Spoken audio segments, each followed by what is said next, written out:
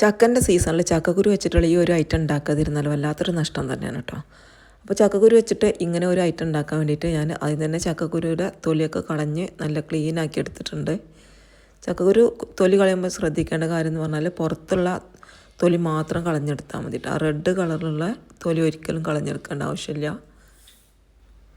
Cake വെച്ചിട്ടുള്ള ചക്കക്കുരു ചെറുതായിട്ട് കനം കുറച്ചിട്ട് കട്ട് ചെയ്തിട്ടെടുക്കുക. എങ്കിലേ ഇത് വേഗത്തിൽ തന്നെ വേവായിട്ട് കിട്ടുള്ളൂ കേട്ടോ. അതാണ് കാണാനും ഭംഗി, കഴിക്കാനും വേഗം വേവായി കിട്ടാനും ഇതാണ് കേട്ടോ നല്ലത്.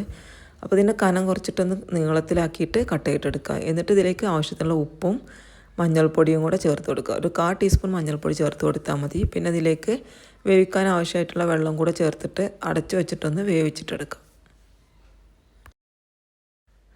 അങ്ങനെ നമ്മൾ വേവിക്കാൻ വെച്ചിട്ടുള്ള ചക്കക്കുരൊക്കെ നല്ലപോലെ വേവായിട്ടുണ്ട്. ഇതിലെ വെള്ളമൊക്കെ നല്ലപോലെ ഡ്രൈ ആയിട്ട് കിട്ടിയിട്ടുണ്ട്. ഇനി നമുക്ക് ഇതിലേക്ക് വേണ്ട മസാലപ്പൊടികളൊക്കെ ഇട്ടിട്ട് സവാളയൊക്കെ ഒന്ന് വഴറ്റിയിട്ടെടുക്കാം. ഇനി ഞാൻ വേറൊരു കടായി സ്റ്റൗവിൽ വെച്ചിട്ട് അതിലേക്ക് ആവശ്യത്തിനുള്ള ഓയിൽ ഒഴിച്ച് കൊടുത്തിട്ടുണ്ട്. എന്നിട്ട് ഇതിലേക്ക് കുറച്ച് കടുകും കൂടെ ഇട്ടിട്ടൊന്ന് പൊട്ടിച്ചിട്ടെടുക്കണം.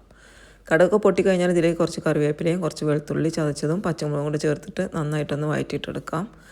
ഇനി ഇതിലേക്ക് നമ്മൾ കട്ട് ചെയ്ത് വെച്ചിട്ടുള്ള സവാളയും കൂടെ ഇട്ടിട്ട് വീണ്ടും നന്നായിട്ട് തന്നെ ഒന്ന് വഴറ്റിയെടുക്കണം. സവാള നല്ലപോലെ വഴന്ന് വന്നാൽ നമുക്കിതിലേക്ക് മുളക് പൊടി, ഇനി ഉപ്പ് നമ്മൾ ചക്കക്കുരു ഇട്ടിട്ടുണ്ട് ആ സമയത്ത് വേവിക്കുന്ന സമയത്ത്, പിന്നെ ഇതിലേക്ക് ആവശ്യമുണ്ടെങ്കിൽ ചേർത്ത് കൊടുക്കാം.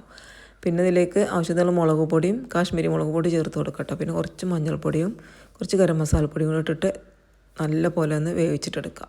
അതിനുശേഷം നമ്മൾ വേവിച്ച് വെച്ചിട്ടുള്ള ചക്കക്കുരു ഇതിലേക്ക് ഇട്ടിട്ട് നന്നായിട്ട് തന്നെ മിക്സാക്കി കൊടുക്കുക. അപ്പോൾ ഇത്ര പണിയുള്ളൂ. നമ്മൾ ചക്കക്കുരു വെച്ചിട്ട് പല വിഭവങ്ങളും ഉണ്ടാക്കും. എങ്കിലും ഈ ഒരു മെഴുക്ക് പുരട്ടി ഉണ്ടാക്കുക എന്ന് പറയുമ്പോൾ വേറൊരു ടേസ്റ്റാണ് കേട്ടോ.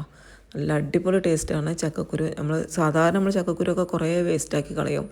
ഇനി ആരും ഇതുപോലെയുള്ള വീഡിയോ ഒക്കെ കാണുകയാണെങ്കിൽ ഈ ചക്കൻ്റെ സീസണിൽ എന്തായാലും ഈ ഒരു ചക്കക്കുരു കൊണ്ടുള്ള ചക്കക്കുരു മെഴുക്ക് പുരട്ടി തീർച്ചയായിട്ടും ഒന്ന് തയ്യാറാക്കി നോക്കണം കേട്ടോ. അപ്പോൾ ഇത് തയ്യാറാക്കി നോക്കിയിട്ട് ഇതിൻ്റെ ഫീഡ്ബാക്ക് എന്നെ അറിയിക്കുകയും വേണം. താങ്ക്